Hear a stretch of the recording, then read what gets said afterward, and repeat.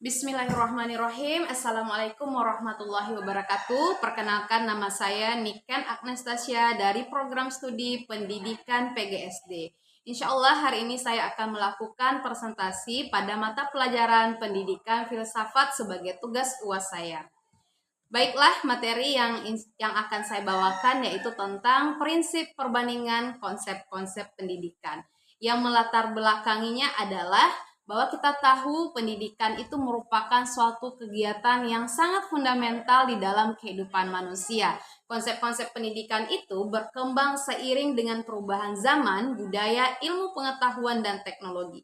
Setiap konsep pendidikan memiliki prinsip, pendekatan, dan tujuan tersendiri. Oleh karena itu, diperlukan pemahaman yang sangat mendalam untuk membandingkan berbagai konsep pendidikan guna menentukan pendekatan yang paling sesuai dalam konteks tertentu. Melalui prinsip perbandingan ini, pendidik dapat mengambil nilai-nilai terbaik dari setiap konsep untuk menciptakan sistem pembelajaran yang efektif dan relevan.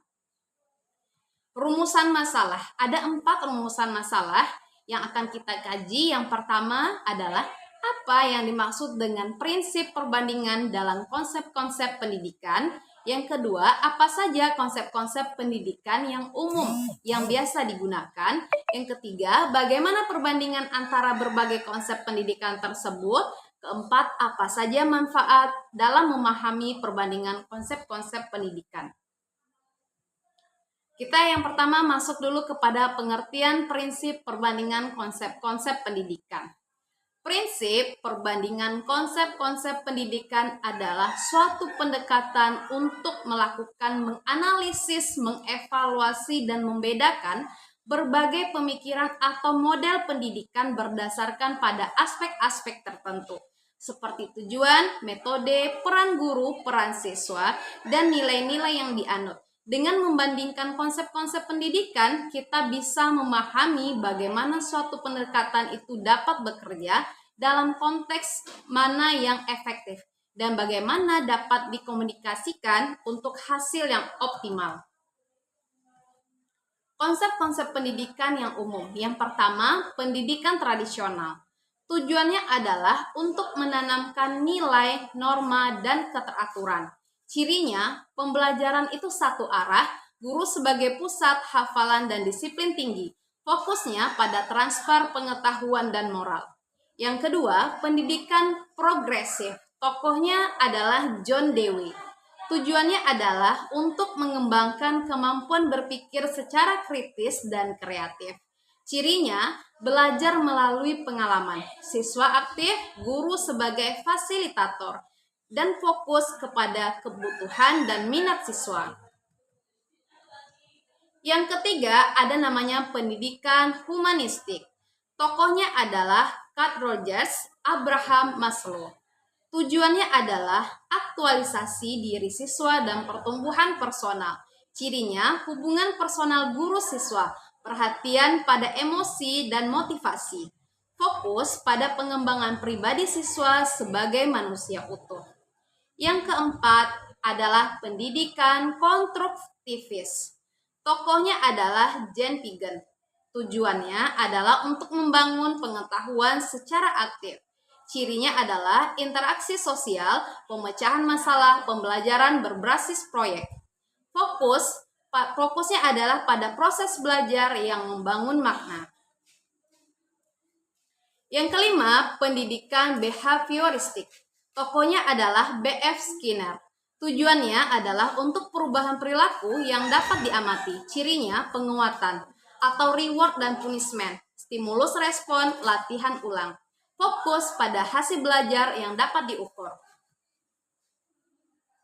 Jika kita melakukan perbandingan terhadap prinsip konsep-konsep pendidikan itu dapat disimpulkan sebagai berikut. Kalau dilihat dari aspeknya, tujuan dari tradisional itu adalah sebagai transfer nilai dan ilmu. Sedangkan kalau progresif, tujuannya adalah pada pengembangan cara berpikir. Kalau humanistik itu pertumbuhan pribadi, sedangkan konstruktivis adalah pembentukan makna.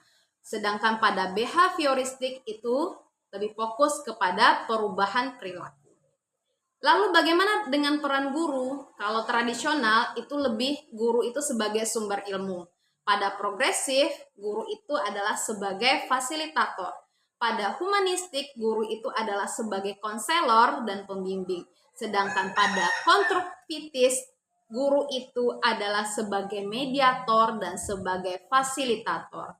Sedangkan pada behavioristik, guru itu adalah sebagai pengarah belajar. Kemudian bagaimana dengan peran siswa? Kalau pada tradisional itu peran siswa itu sangat pasif, siswa itu hanya menerima saja. Kalau pada progresif, siswa itu lebih aktif dan lebih kritis. Humanistik, kalau pada humanistik peran siswa itu adalah sebagai subjek utama. Pada konstruktivitas, siswa itu adalah perannya adalah sebagai aktivis, dia berkolaborasi dengan teman-temannya ya. Sedangkan pada behavioristik, peran siswa itu adalah sebagai responden.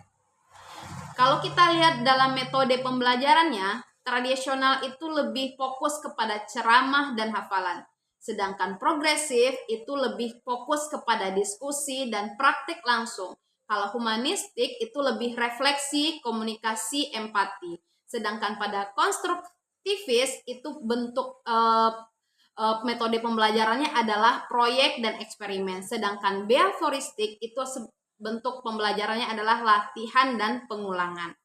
Kalau dilihat dari evaluasi, tradisional itu lebih fokus kepada tes tertulis, sedangkan progresif penilaiannya proses dan hasil. Untuk humanistik itu refleksi pribadi, sedangkan konstruktivis itu lebih autentik dan kinerja, sedangkan behavioristik itu dapat dilakukan dengan tes objektif.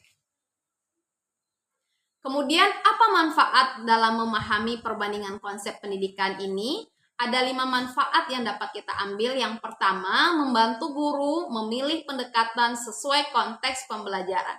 Yang kedua, meningkatkan fleksibilitas dalam menyusun strategi mengajar. Yang ketiga, menghindari pendekatan yang kaku atau tidak relevan. Keempat, mengambungkan keunggulan dari beberapa konsep pendidikan secara integratif. Yang kelima, mendorong pembelajaran yang lebih manusiawi, efektif, dan lebih bermakna. Jadi, dapat disimpulkan bahwa prinsip perbandingan konsep-konsep pendidikan ini memungkinkan kita memahami secara kritis beragam pendekatan dalam dunia pendidikan. Tiap konsep itu pasti memiliki kekuatan dan keterbatasan dan tidak ada satu pendekatan yang cocok untuk semua situasi. Dengan memahami karakteristik masing-masing, pendidik dapat merancang strategi pembelajaran yang sesuai dengan kebutuhan peserta didiknya dan konteks lingkungan belajar. Baiklah, sekian presentasi saya. Saya akhiri dengan Assalamualaikum warahmatullahi wabarakatuh.